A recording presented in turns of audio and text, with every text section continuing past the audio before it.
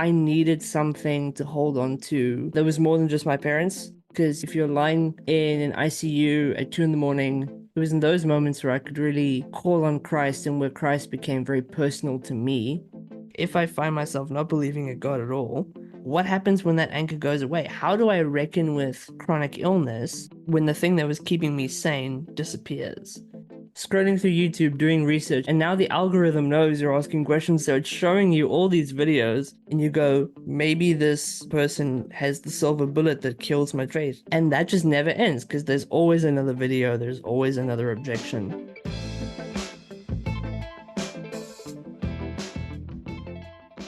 If you're doubting or deconstructing your faith, you're in the right place. On this podcast, we try to be totally honest about doubt while still being hopeful about faith.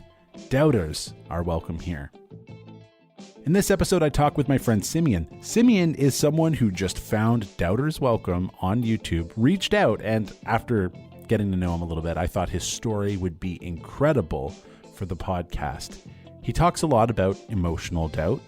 If you're not familiar with what emotional doubt is, it's super common, and if you're experiencing doubt, you're probably experiencing some emotional doubt. In this conversation, he lays out his strategy for dealing with emotional doubt, and I think it's brilliant. So, enjoy the interview.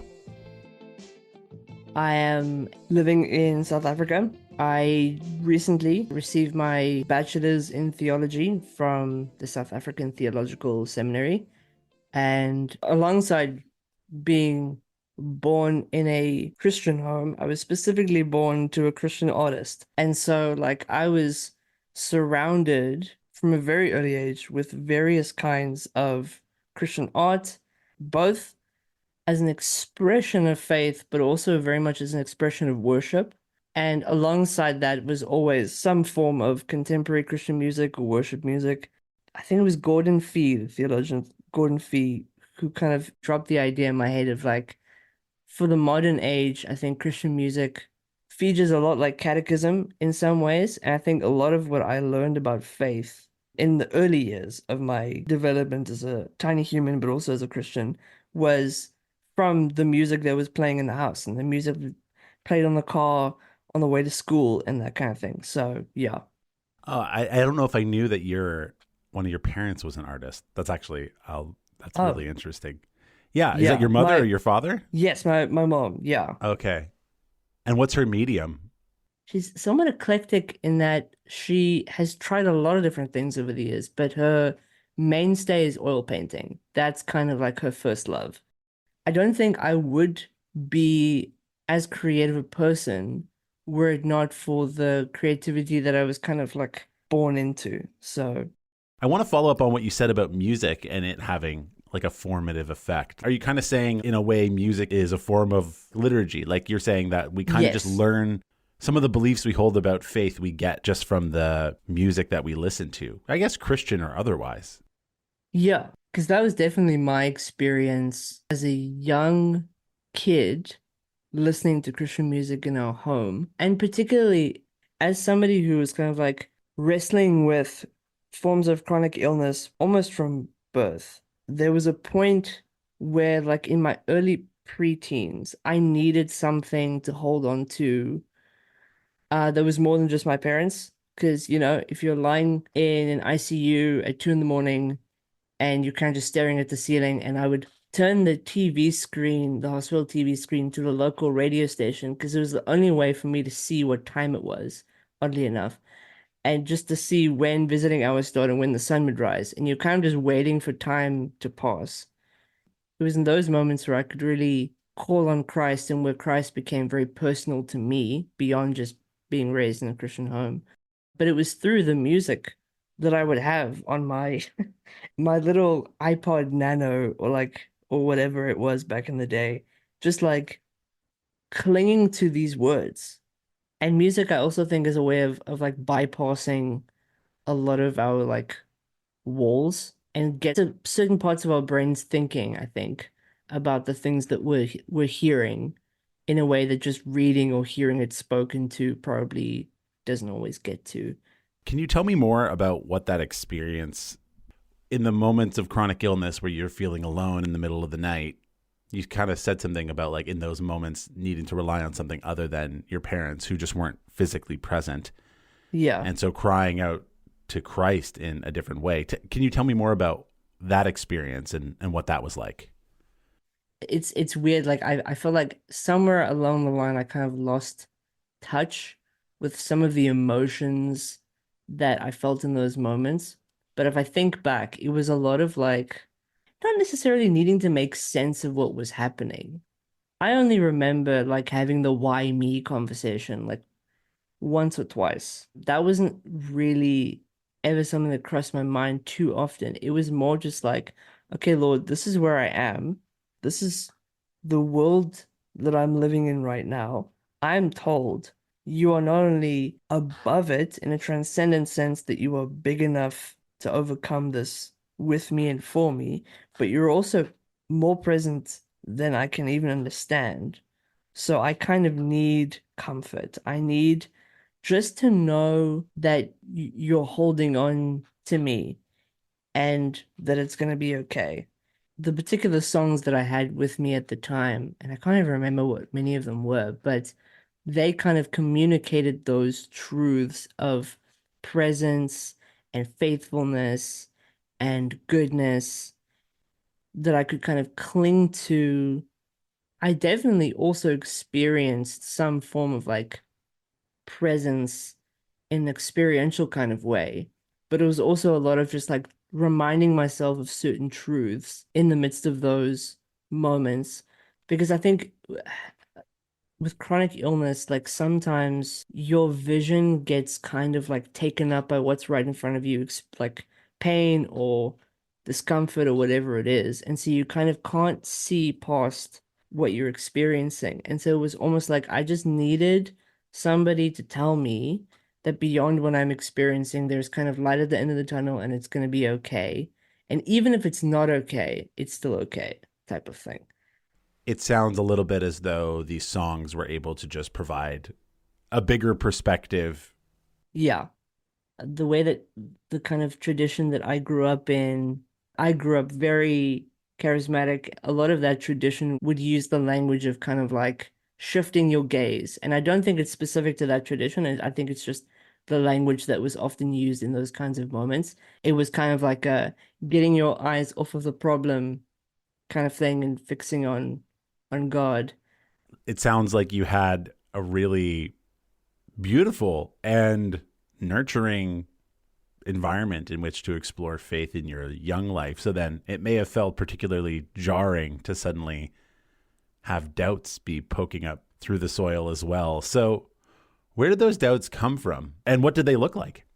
I graduated high school and right away applied to seminary because in those high school youth group years, and even before that, I was already kind of passionate about theology. I was passionate about teaching and preaching, and that was always kind of like what I thought I was going to do to some level. And so, yeah, started studying theology, and already in the studying process, a lot of like peripheral things started falling away because I think my faith was being grounded in something a lot more historical and a lot more substantial than what I had before. I was starting to learn how to read the Bible in a much more contextually healthy way and all those kinds of things. Cultural Christianity and stuff, particularly in the charismatic avenue of things, started falling away, but it wasn't concerning to me. That wasn't really a bother. I was actually grateful that some of those things were falling away. But then I'd say halfway through, I ran into a friend who had found himself in a church that did not believe in the Trinity. And we started talking, ironically, about church unity. And I was saying, like, yeah, no, we can disagree on certain things, but as long as we agree on the essentials and just kind of threw out the Trinity as one of them. And he's like, oh, yeah, but that's not biblical, right? You know that, right? And so we kind of start going on this back and forth. And in my efforts to show the error of his ways, I had to like research this kind of stuff because the Trinity is one of those things that we kind of inherit from the church experience and even from Christian music. one of the first examples I can think of where the Trinity was spoken of in a very like almost like creedal way was in the song How Great Is Our God, where Chris Tomlin has a line of Godhead three in one, Father, Spirit, Son. That was the first time I'd really heard it in those kind of words. So it's, kind of inherited, but nobody ever like takes the time to explain from the Bible where we get this belief. And so it was like very jarring to have to research this kind of stuff. And I think the major thing, and I think this is where my journey of doubt really kind of started long term, even after I kind of resolved those Trinity questions for myself, was just the question of what if, right? So in like a doubt is welcome dictionary, we probably describe that as emotional doubt, right? So, and you will also mentioned this before, but like scrolling through YouTube, doing research, and now the algorithm knows you're asking questions about the Trinity, so it's showing you all these videos from like obscure non-Trinitarian groups out in the middle of nowhere, and you go, maybe this random person has the silver bullet that kills my Trinitarian faith. I gotta watch it and make sure that I can answer this question or else. And that just never ends because there's always another video, there's always another objection. That was kind of like a pattern in my doubts, even when my doubts moved on to God's existence or the resurrection or like which faith is the true faith. Like all of them kind of stemmed from this place of like, what if? What if what you already believe is incorrect? And even though it took different shapes at different times, it was kind of all that same question in essence. To be served suddenly, 50 videos about how, the Trinity is not a biblical doctrine, you start to wonder like, oh, is there like a huge group of people who all think this? Exactly, exactly. Is this actually like very common and I just have never heard about it before? For certain, it brings up a lot more questions. As someone who's still Trinitarian, after that journey, I do believe it's essential in the sense that this is who God is. And if we disagree on this, we disagree on who God is. So it's pretty important that we get it right. But I think it's one of those kind of like conversations that takes a lot of time carefully walking through various kinds of biblical ideas. And it's not just you know, John 1:1, there you go, done. It's not that because for the doubter, particularly if his doubts range in the emotional space more often than in the intellectual space, he's not going to be satisfied with just a one verse answer. He's just going to go, oh, yeah, well, this guy says this or this group says that. So who knows who's right? Thinking about the obstacles to overcoming my doubts, I think one of the obstacles was the fact that I didn't feel like I had anybody who was theologically or intellectually equipped to do that careful walk with me. I felt like I was just going to get those one word, one verse answers, which weren't going to end up really satisfying the questions in my head. Yeah, there's an interesting tension. You're expressing that you maybe at a deep level are experiencing emotional doubts. And I appreciate the doubters welcome shout out there. There's a video that Simeon's referring to, and it's called Having Doubt After Doubt. And the thumbnail says something like, does it ever end? Yeah, doubting treadmill or something like that.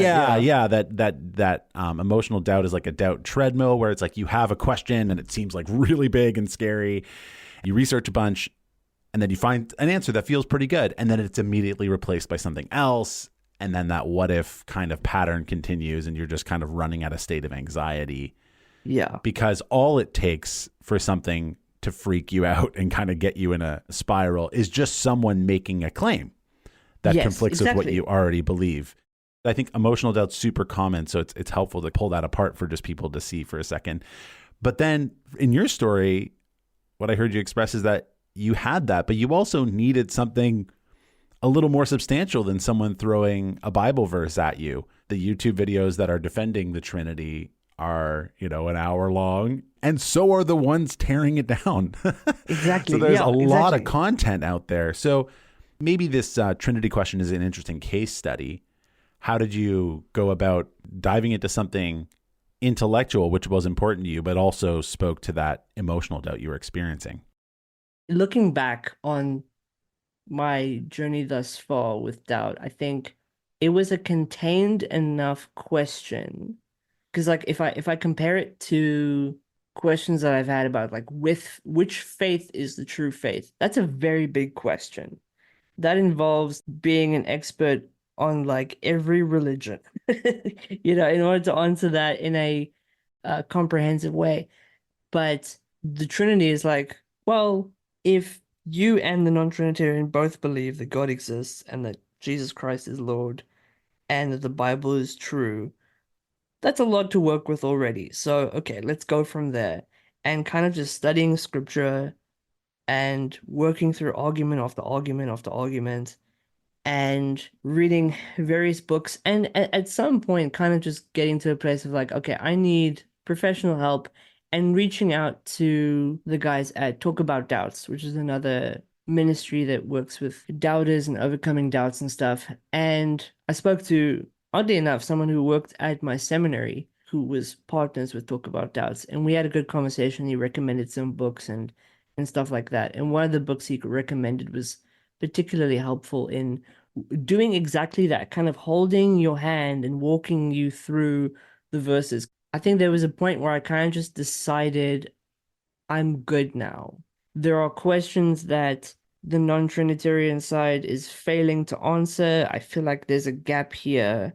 This seems like the most healthy conclusion. For a long period of time, I didn't think about that question again. I was kind of just like, we're good, we're locked in. I feel like I have what I need to move on, and I moved on. Talk About Doubts is a great ministry because it connects really smart academic intellectual people with people who have intellectual questions. On that question alone, you're able to I mean, not easily because there was work involved, but you were able to come to a conclusion and go, okay, cool. And you were able to like put it to bed and be like, I had a question Yeah, and I answered that question. Is that characteristic of the doubts that came later, or were those doubts different? even though I could kind of put the Trinity questions to bed to an extent, they still pop up every once in a while by the same measure that they kind of popped up in the first place, where every now and again I'll see somebody say something against the Trinity, and that little voice at the back of my head goes, what if you missed this one? You did spend a fair amount of time researching this, but I mean, what if this is the smoking gun? What if this is the silver bullet that does it? And I think that was characteristic of the other doubts that I'd had after that. It was really being like not really asking too many questions about the resurrection and then hearing somebody say, oh, well, Jesus never existed, or like Jesus was never crucified. And then it's like, oh, okay, well, what if? And then kind of rolling down that rabbit hole. It was characteristic in that all of them pop up via the same question. What if? I mean, obviously, like particular questions could be interesting to research. So if someone raises a genuine objection that you're like, oh, I've never really considered that before, that's one thing.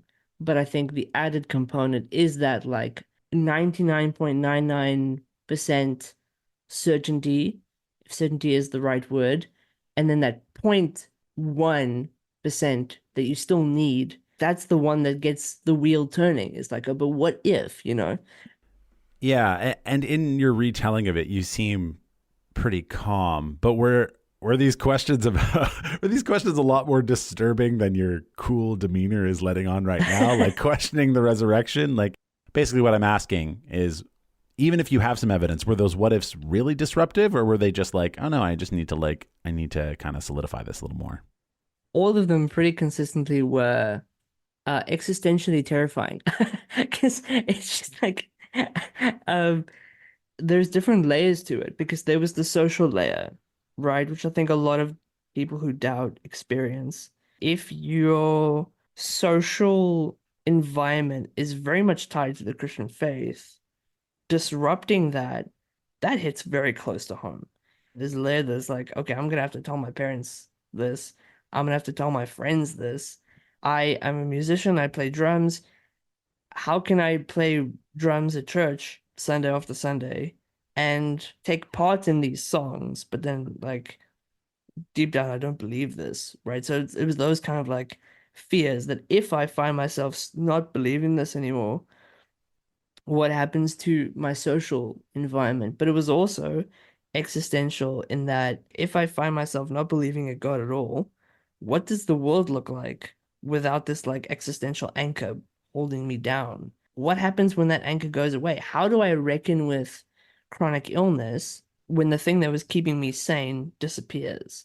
Some other skeptic would probably accuse me of a fair bit of confirmation bias, because I think I fought very hard to cling to the faith I had.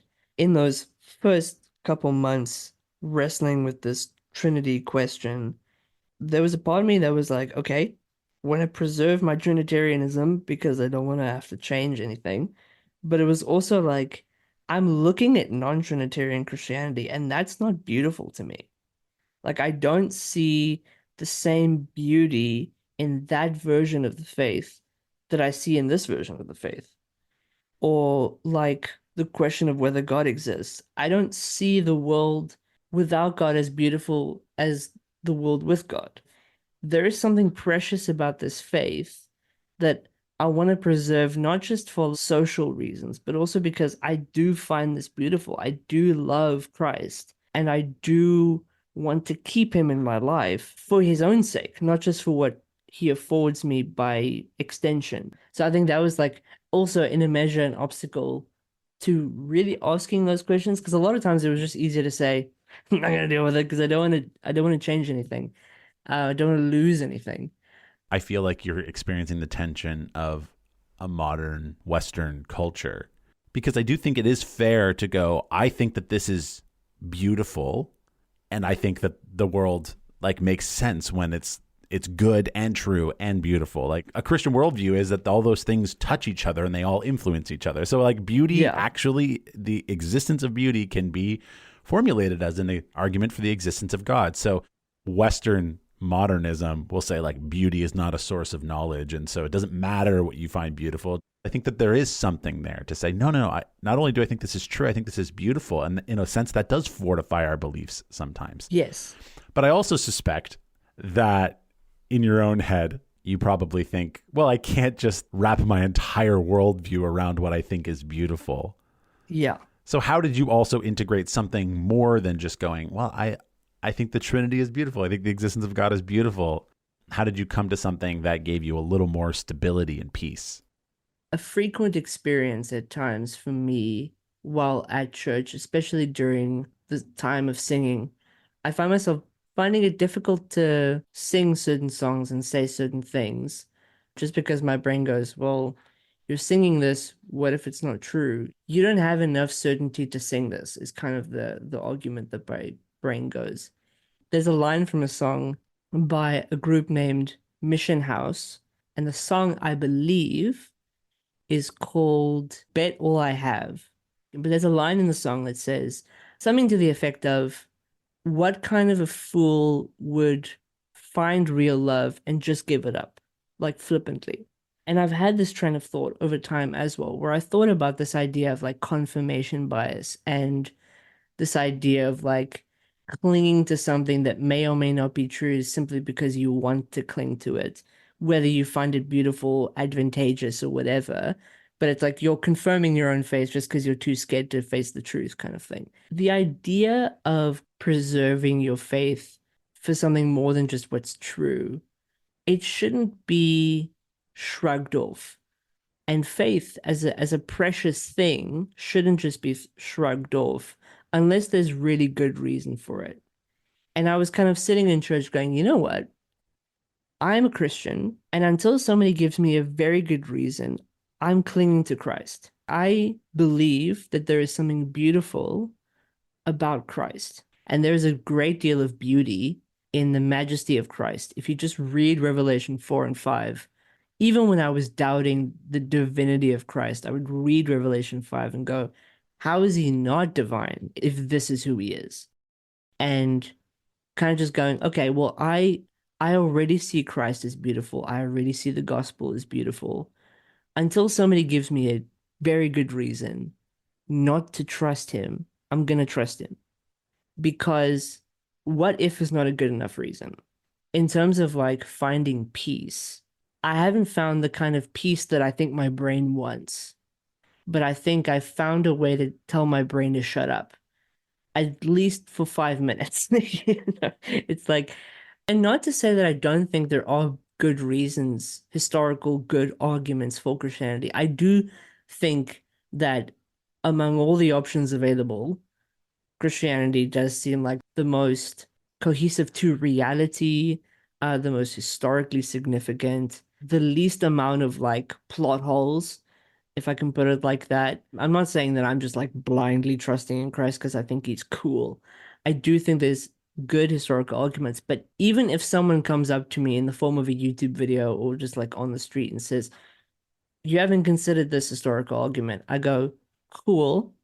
I don't think that's a good enough reason yet," type of thing. Or if my brain just goes, "What if?" I'm not going to treat that as a good enough reason anymore. I think the what if question, that voice wants you to step back and kind of step into a certain level of agnosticism until you can prove something with absolute certainty.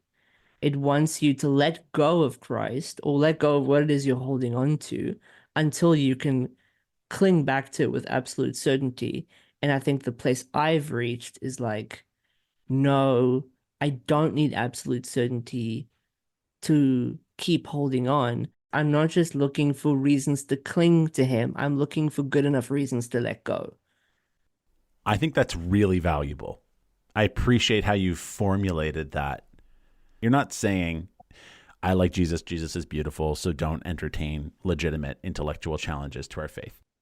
Yeah. It's interesting because I think for a lot of doubters, they think, well, I'll just pour more evidence on this, more research. But Yes. I think what you've also demonstrated is something that everyone can benefit from, which is just this idea that something challenging gets thrown at you and to just kind of like keep it in like the airlock chamber for a second. Like it doesn't have to make you spiral immediately. You can like let it enter the airlock.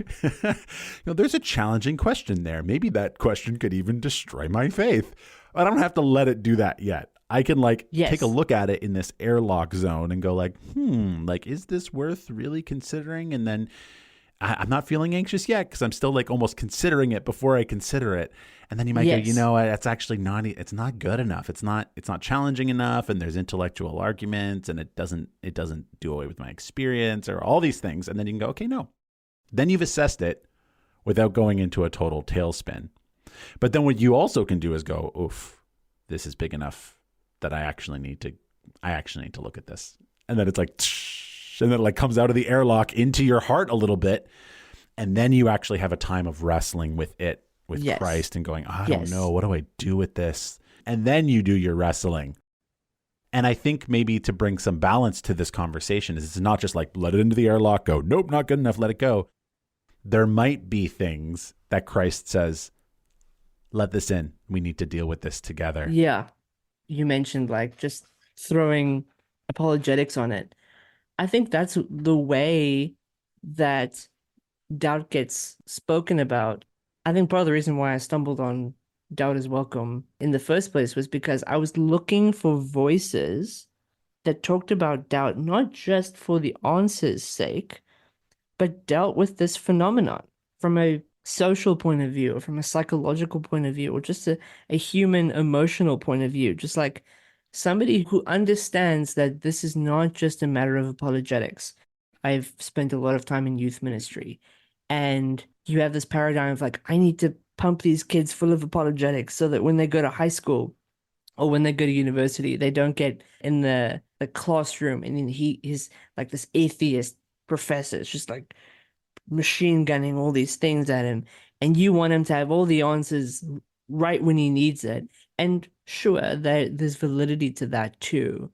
But in response to deconstruction and doubt and those kinds of things, sometimes the response also involves asking questions about what is faith? What is doubt? And those kinds of questions. That's the one thought. The other thought that I had, more to your illustration, is the reason why this works for me now. And I think the difference comes in that airlock. it treats as what's on the other side, on your side of the airlock, as precious.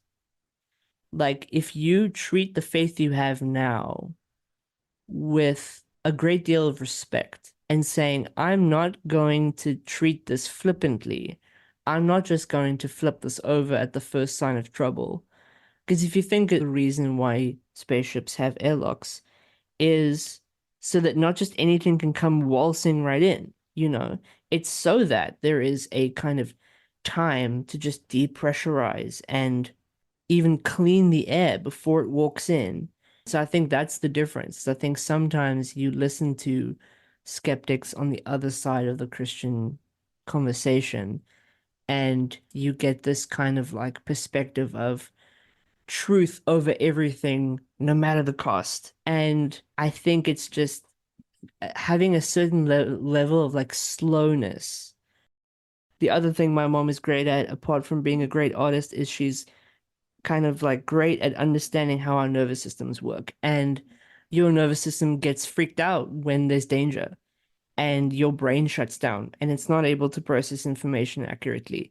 And so, even from a certain physiological, biological standpoint, like if you're going to let the first sign of danger determine your response, it might not be an accurate response because your brain is not actually functioning on 100% cognitive function. Sometimes you need a nap, and sometimes you need to eat some bread and try again later, If you let kind of this myth about truth being ultra important determine your gut reaction, then you might end up getting the wrong response instead of the right response because you're acting too quickly.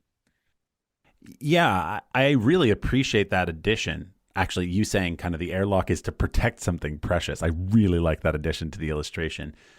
But also, you're saying, obviously, truth is important, obviously. Yes. But to think that honoring truth means you chase every single thread of thought at every single moment is kind of a mistake. Yeah. And I really also appreciate what you're saying about that, the nervous system, which I think is really pairs, I want to say well, but I don't mean well. It pairs horrifically with social media. Oh, yeah. Which is trying to give you something that is packaged as this is the truth. But what's wrapped around it is anger and anxiety and a desire to make you have an immediate response that is measurable so you can be sold ads. Yes. So yeah. we're also being formed to respond in exactly that way, to have no airlock. You see something, it makes you anxious or it makes you angry, and you respond immediately. What social media is actually showing us is that doesn't actually lead you to the truth. That actually leads you to like distortions. It can lead you to violence. It can lead you to conspiracy theories. It can lead you down all kinds of crazy paths because that way of functioning doesn't lead you to truth reliably. Yes. And so I think what I really love about what we've come to is I think it's given us a beautiful model for how we keep yet our emotions intact by thinking what isn't in the airlock is precious and worth protecting and to love it, to basically honor truth and emotions without those things getting thrown into whiplash every 10 seconds because we saw something online. So I think that's incredibly valuable. I just think it's interesting that a lot of this was happening at Bible college. I resonate with that because I had a lot of doubts at Bible college too. So I was just wondering, like, how did that Bible college experience hurt or help the time of doubt that you were going through? It helped in that it gave me the tools that I needed to accurately assess these questions.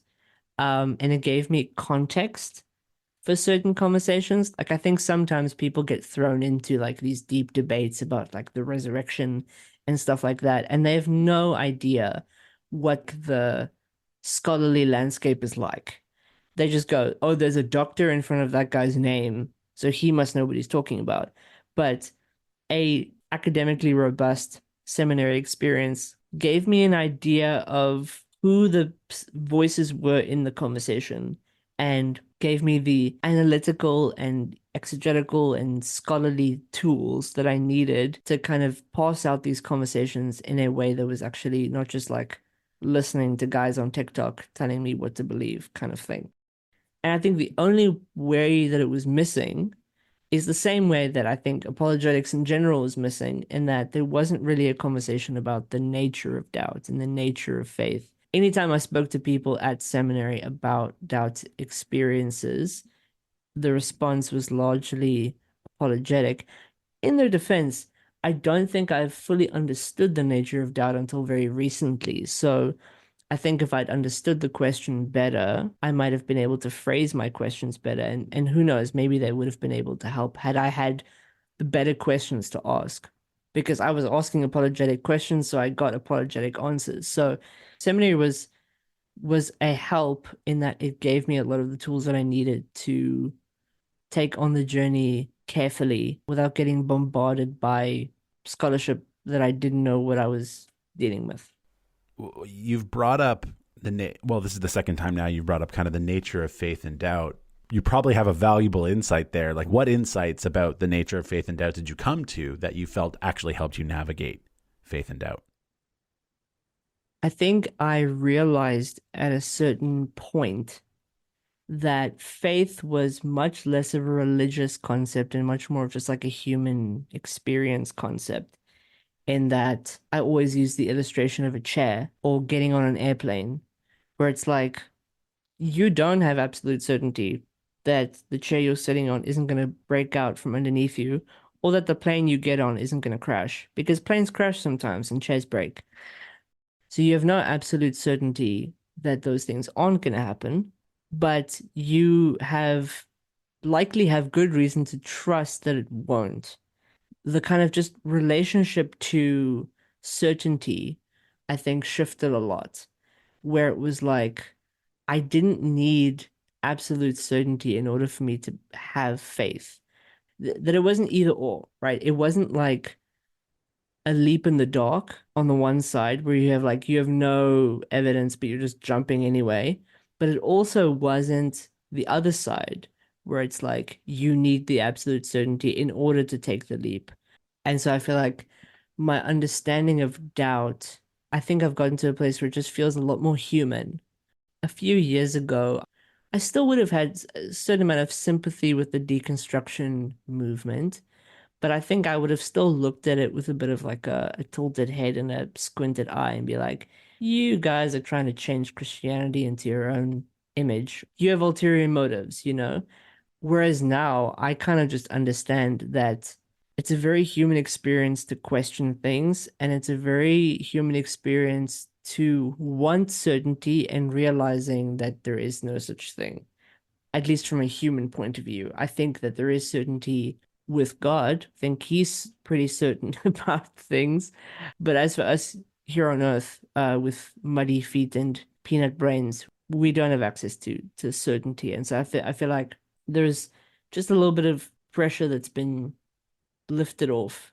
And it wasn't just about like finding all the right evidence and then I'll be fine. It's actually about understanding that not all doubt is the same, and there will probably come a point where there are an infinite number of questions you still feel like you should be able to answer or have to answer. Your brain is telling you you have to answer them, but you kind of just need to look at the landscape and say, where is the data pointing to? Trust that you won't have absolute certainty and just walk where the way is walking, and trust that if there is a most high God who wants to know you, he will guide you. And I think that's been one of the great comforts to me is, again, coming back to another song. There's a song by Jess Ray that's a prayer that kind of goes something to the effect of, hold on to me because I need to know that you have enough love for the both of us. I think that's where also where a lot of comfort has come from. It's just trusting in John 6 when Christ says that everyone whom the Father puts in his hand, he will not let go. So if Christ is true, and I believe that he is, he's not letting me go. It's two wills working together, Yeah. working toward discovering what is true and having faith. This sounds like paradoxical, so it probably shows that I need to work it through more. But like having faith and doubt is what it means to have faith. That's how I view it at this point. Yeah. I agree. That's a good way of putting it. I wake up in the morning and some days I immediately have questions and it's probably like the things in my heart bubble up more easily before I've had breakfast and before my brain gets filled with other things. And those hard questions I have for God come right to the surface as soon as I open my eyes. I don't see that as unfaithful. I'm just like, oh, cool. My day started with like a pretty real chat with God.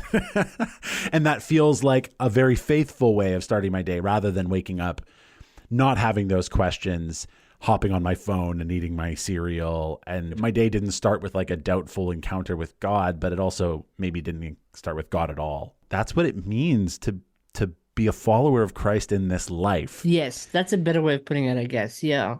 What I wanted to ask, kind of as we get close to wrapping this up, is how is this journey through doubt different than what you had expected it would be? If I was sitting in the charismatic environment that I used to be in, and someone gave me a prophetic word and said, you will go through a season of doubt, and kind of prophesying and telling me that this is what's going to happen, the picture in my head would not be all that different from what I've experienced. But I think the picture in my head would be almost entirely apologetic. And it would be about, I'm going to go on this long journey. And maybe this is where I go to Bible college, and I'm going to go on this long journey thinking about my future. I'm going to go on this long journey of finding all the right answers. And then at the end, I'm going to have all my questions answered. And it's just going to be great at the end. And what it's more been like is it's been like, yes, there's a lot of questions and there's a lot of apologetic study, which as a theological nerd, I enjoy a great deal. Like, aside from the mortal terror, uh, the study was great. It was a long journey of finding answers, but it was also a long journey of like reframing my relationship to faith and then kind of not getting to a place where there's a finish line, question mark. Like you'd think there would be, but there isn't really. And I don't take it away from anybody who does feel like they've reached a finish line. I'm glad that they did, and I hope that more people do. I definitely do not wish the bitter parts of this journey on anybody, but I think an unexpected part of it is that it hasn't really ended, but it's more been a matter of like figuring out how to walk with the limp without taking things way out of context, wrestling with God or wrestling with Christianity and walking away with a bit of a limp and figuring out not how to get rid of the limp, but to walk with it and to kind of like learn what that looks like. I think that's probably the unexpected part. I wouldn't have put that in my bingo card. And I think just the simple fact that it existed at all was unexpected. When you're in youth group and when you're a teenager going into your 20s, you don't think that reevaluating your entire worldview is part of the journey. I think that was also pretty unexpected. Yeah, and I think there's something there in youth ministry culture. As a youth pastor of a decade, I was a youth pastor for a decade.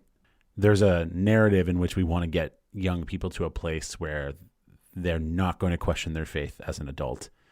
And to a level, I still agree with that. But in another level, I'm like, if you're in your mid-20s and you're not questioning the way you thought about God and Christ and the scriptures at 15, I'm probably going to be a little disappointed that you haven't thought through it a bit Yeah. more than what you thought of it then. And then again at 35 and maybe 45, like following Christ is a lot more complicated than we initially think it is when we get on board. We don't expect how deeply we'll reconsider things, but it's actually as part of the journey. The kind of mantra that has been repeated through some of the videos on doubt is welcome and stuff like it is like this idea of being hopeful about faith, but honest about doubt, I think is something that should be more common. Because I think sometimes doubt feels like it's all or nothing. Like doubt trends towards walking away from Christ. Like that's the natural conclusion. If you let doubt run its course, that's where it's going to end.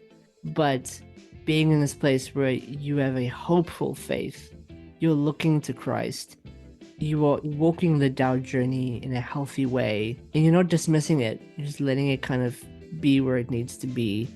But yeah, I think that kind of idea of being hopeful but also being honest is a good place to be. Thanks for listening to the podcast. If you're wrestling with doubt, but not sure where to start, can I let you know about something new Doubters Welcome is offering?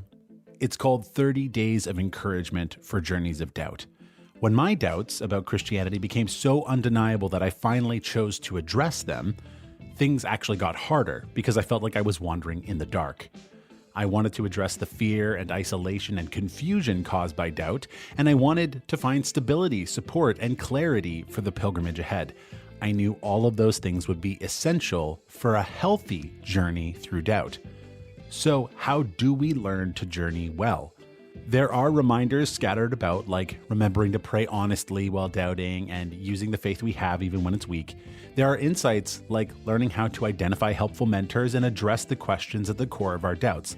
I came to these things slowly over a decade of searching and reading books, interviewing experts, and making videos on doubt. Each insight encouraged me and guided my journey. Now I want to encourage you on your journey through doubt. Starting tomorrow, you can receive one short email per day for the next 30 days, each with an encouraging thought that I hope will help you navigate doubt. Go to doubterswelcome.com/connect to sign up and get some encouragement for your journey. I'll see you next time.